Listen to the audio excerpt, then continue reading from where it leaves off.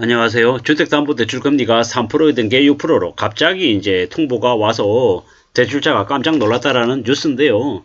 결국에는 어떻게 보시면 되냐. 이제 고정금리가 계속해서 고정금리가 아니다. 기본적으로는 5년 고정금리 이후에 변동금리를 재산정하고 이제 변동으로 계속 간다. 이지만 정말로 금융권이 되게 위험한 상황이 되면 5년 동안도 고정금리가 유지가 안 될 수도 있다라고 보는 게 맞고요. 예. 뭐 이래저래 우리가 이제 주택담보대출을 30년 받는다, 20년 받는다라고 할 때 그 기간 안에 설마 빚을 다 그때까지 이자 내고 원금 내고 다 하겠냐? 중간에 팔아서 갈아타기 하고 돈 남기면 좀 더 부자가 되는 거 아니냐? 이런 생각들을 대부분 하고 있습니다. 근데 대부분이 그렇게 생각하면 상당수는 그들의 시나리오대로 흘러가지 않는다라고 보면 맞겠습니다. 우리가 살면서 우리 뜻대로 우리 바람대로 흘러가면 참 좋겠습니다만은 이제 그렇게 흘러가지 않는 경우도 감안을 해야 된다는 거죠. 항상 우리는 대안이나 대비책이 필요하다는 겁니다. 여기 뉴스에서는 예시는요, 1억 대출했는데 원리금으로 뭐 3% 중반대 하니까 뭐 50몇만 원 내다가 갑자기 6%대로 오르니까 원리금 내는 게 뭐 80만 원대로 되게 늘었다 이렇게 얘기하는데 현실은 그 정도만 늘어도 60몇만 원 나던 거 80몇만 원 정도로 한 20만 원 느는 거는 그래도 견디고 버틸 수 있을 겁니다. 문제는 뭐냐? 60만 원 내는 거 120만 원 내고 150만 원 내고 180만 원 내는 상황이 오면 어떻게 된다? 뒤진다라는 겁니다. 주택담보대출금리 1.8%, 1.9% 이렇게 2% 미만이 돼 받은 사람이 6%가 되면 어떻게 됩니까? 단순 계산하면 3배가 오르는 겁니다. 이자가 3배가. 그러면 어떻게 됩니까? 50만원 내는 사람이 150만원 내는 거고 100만원 내는 사람이 300 내는 꼴이다라는 겁니다. 물론 딱 정확하게 그렇게 되지는 않겠지만 대체로 그렇다라고 생각하고 대비하고 대응하고 이제 앞으로 어떻게 살아야 될지를 궁리해야 된다라는 겁니다. 지금 빚을 가지고 있다라고 하면 그 빚의 규모를 최소로 줄이는데 안간힘을 써야 될 것이고 빚이 없다. 현재 상황에서 굳이 무리하게 먼저 서둘러서 빚낼 필요는 없다라는 겁니다. 앞으로 계속해서 부채가 축소가 될 거다. 대출을 중단한다라고 보면 맞겠습니다. 대출 한 20% 줄어든다는 얘기가 파다하죠. 그러면요, 단순 계산하면 집값이 20% 줄어든다라고 보면 맞습니다. 그리고 이제 법원에 뭐 이미 경매로 이제 경매 예정 물건들 기다리고 있는 것만 10만 건이랍니다. 법원이 이제 뒤집어진다고 하죠. 일이 많아서 죽겠답니다. 그 정도는 지금 상황이 많이 안 좋은데 이런 안 좋은 상황들이 뭐 올해 정도로 끝나고 내년 되면 나아지면 버티겠습니다만은 이제 시작이라는 거. 2024년 스트레스 DSR 이제 2월 달에 25% 적용했죠. 2024년 7월 1일 날 50% 적용하고요. 2025년부터는 100% 적용합니다. 가산금리가 뭐 2% 3% 그냥 올라간다라고 보면 거의 맞죠.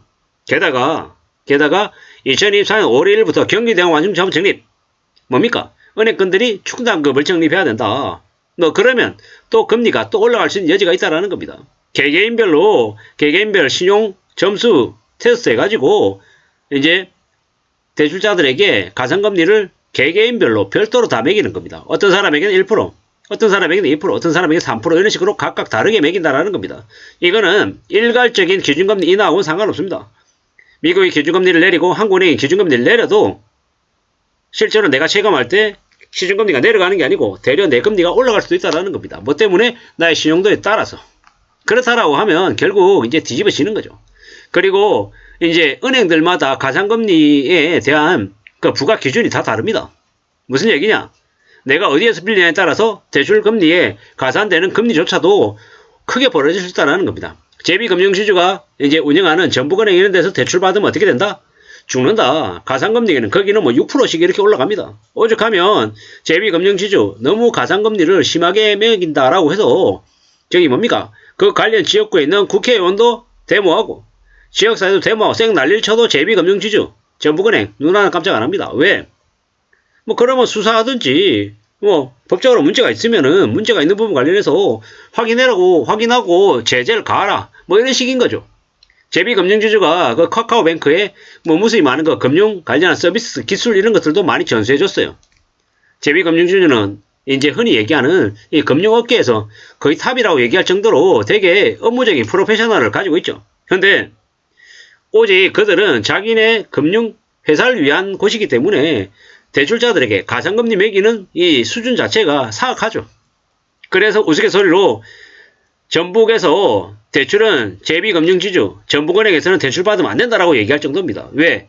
엄청난 이제 뒤통수를 맞기 때문인 거죠. 이래저래 이제 뭡니까? 은행들의 예대금리 차 설명이나 가산금리 이런 것들에 대해서 제대로 어떤 식으로 계산되는지에 대해서 고객들에게 알려주지 않습니다. 그냥 자기들끼리 이제 내부 규정이다라고 얘기하고 공개 안 한다라는 겁니다. 근데 뭐 정치권에서는 대출금리 원가하고 산정 근거를 밝혀야 된다고 얘기하지만 하겠습니까? 안 하겠습니까? 안 한다라는 거죠. 참 이제 무서운 얘기입니다. 은행들은 돈잔치하고 이제 자기네들 금리 올리고 계속 그렇게 하는 거죠. 참 무서운 얘기입니다. 이게 지금 현재 대한민국에서 벌어지는 일들입니다. 그래서 함부로 은행에 돈 빌리면 안 된다는 얘기가 나오는 겁니다. 은행은 돈을 빌려주는 곳, 은행에다 돈을 빌려주고 이자를 받는 쪽이 돼야 되는 거지, 은행에 돈을 빌리고 이자를 상납하는 입장이 되면 정말로 힘들다라는 겁니다. 시중은행의 가산금리는 무지막지합니다.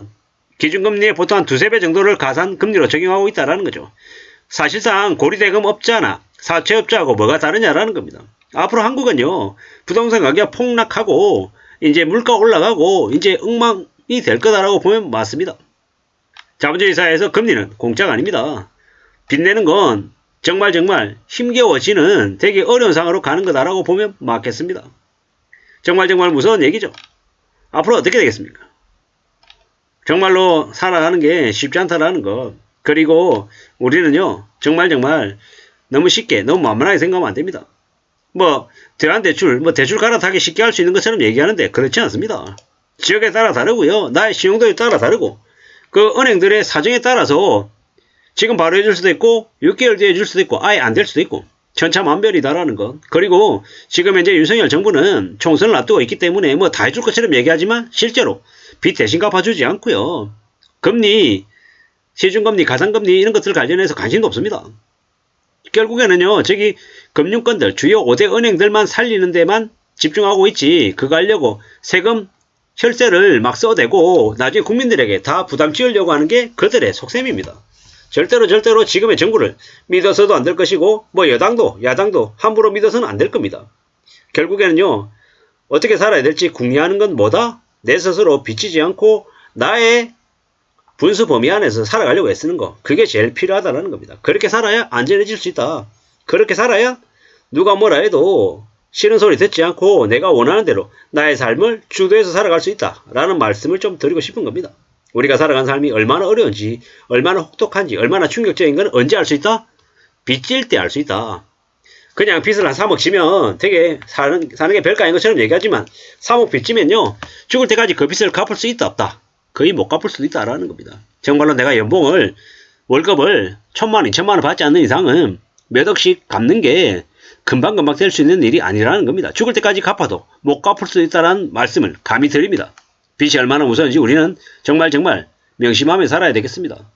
1억이 애 이름인 것처럼 얘기하지만 1억 모으는데 보통 사람도 10년 이상 걸린다라는 겁니다. 3억 모으려면 어떻게 된다? 30년 걸린다라고 해도 거짓말이 아니다라고 얘기할 정도로 엄청나게 큰 돈이다라는 겁니다. 언론에서 얘기할 때 코인으로 30억 벌었다고 얘기하고 집값 인상돼가지고 집값 올라가지고 10억 벌었다 20억 벌었다고 얘기하는 그런 말에 놀아나서는 안 되겠다. 그냥 남들이 하는 그냥 우스갯소리가 아니라 실질적으로 현실적인 얘기는 내 손에 돈이 쥐어져야 그게 내 돈이고 아니면 내 돈 아니다는 겁니다. 그리고 빌려서 쓴 돈이 가장 비싼 돈이다 라고 생각하고 살아가야 될 것 같습니다. 이상